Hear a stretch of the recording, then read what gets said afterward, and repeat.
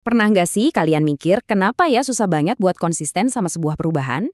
Kita bikin resolusi tahun baru, mulai rutin olahraga, atau janji mau berhenti dari kebiasaan jelek. Tapi gimana gitu beberapa minggu kemudian ujung-ujungnya balik lagi ke titik nol.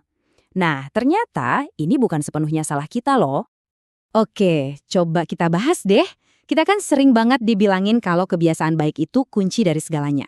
Tapi buku Stick With It ini justru menantang ide itu. Katanya, kebiasaan itu cuma sekitar 40% dari perilaku kita. Kutipan ini benar-benar bikin mikir ya. Soalnya, kalau kebiasaan cuma 40% berarti ada bagian super gede dari hidup kita yang nggak bisa dijelasin cuma pakai itu. 60%. Gede banget loh angka ini. Ini tuh mayoritas dari tindakan kita, keputusan kita, dan semua perjuangan kita yang nggak bisa dijelaskan hanya dengan bangun kebiasaan baik. Disinilah kekuatan tekad aja tuh rasanya nggak cukup, dan perubahan yang awet jadi kayak mustahil.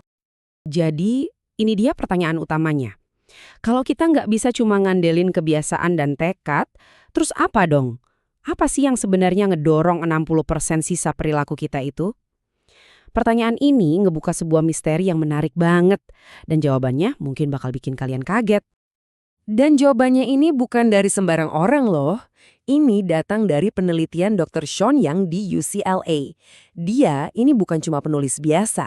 Dia itu ilmuwan yang udah ngabisin karirnya buat ngeliti apa yang benar-benar bikin perubahan itu awet. Dan ini semua beneran didukung sama riset dan data yang kuat. Nah, buat ngebongkar yang 60% itu, dokter yang nggak nawarin satu trik ajaib, tapi sebuah kerangka kerja yang utuh dan berbasis sains. Kerangka ini dirancang buat ngatasin berbagai macam jenis perilaku. Dia menyebutnya kerangka kerja sains. Jadi, sains ini sebenarnya singkatan dari 7 kekuatan berbeda yang bisa kita pakai. Ada step ladders, community, important, easy, neurohacks, captivating, dan end-grain. Anggap aja ini kayak kotak peralatan super lengkap. Masing-masing alat punya fungsi khusus buat ngebantu kita ngerancang perubahan yang benar-benar manjur. Oke, karena waktu kita terbatas, kita nggak mungkin bahas ketujuhnya satu persatu ya. Jadi, yuk kita fokus ke dua hal yang paling praktis dan jujur aja, seringkali paling nggak kepikiran. Step ladders dan neurohacks. Kita semua kan sering dengar nasihat, mulai dari langkah kecil, ya kan?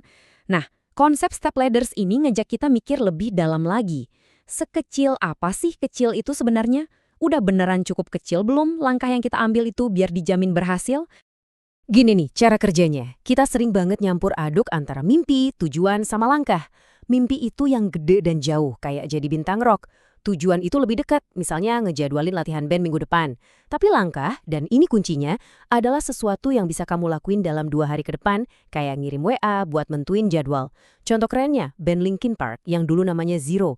Mereka tuh nggak sibuk mikirin mimpi, mereka fokus 100% sama tujuan dan langkah-langkah kecil yang ada di depan mata. Oke, sekarang kita pindah ke neurohacks. Ini nih yang bakal ngebalikin logika kita. Biasanya kan kita dibilangin, ubah dulu pikiranmu jadi positif. Nanti tindakanmu juga bakal positif. Nah, neurohacks ini justru kebalikannya. Lakuin dulu aksi kecilnya, nanti pikiran dan keyakinan kamu bakal ngikutin. Ini benar-benar perubahan cara pandang yang dahsyat banget. Ini contohnya luar biasa banget nih. Ada seorang pria bernama Mauricio Estrella yang lagi berjuang setelah perceraian. Dia dipaksa ganti password komputernya. Jadi dia bikin passwordnya forgive at her atau maafkan at dia. Setiap hari, berkali-kali, dia harus ngetik tindakan memaafkan itu. Aksi kecil yang diulang-ulang itu pelan-pelan seolah-olah ngehack otaknya, ngubah cara pikirnya, dan akhirnya beneran ngebantu dia buat move on. Itulah kekuatan sebuah neurohack. Oke, tadi kita udah bahas apa aja kekuatannya. Sekarang, gimana cara pakainya?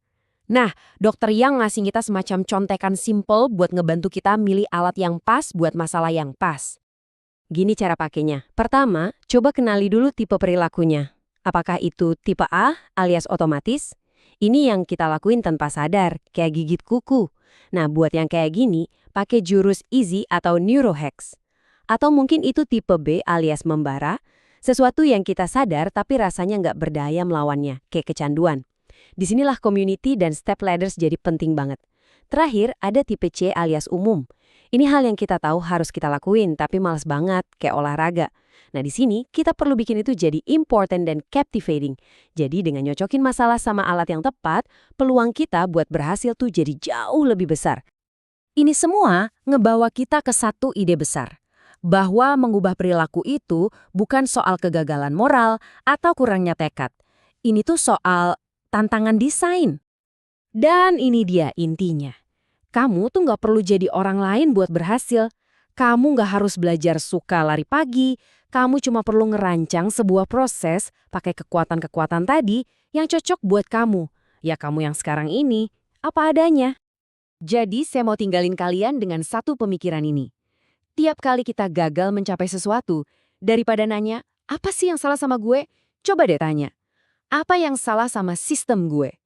Gimana kalau konsisten itu bukan soal tes karakter, tapi tes desain yang kita buat untuk hidup kita sendiri?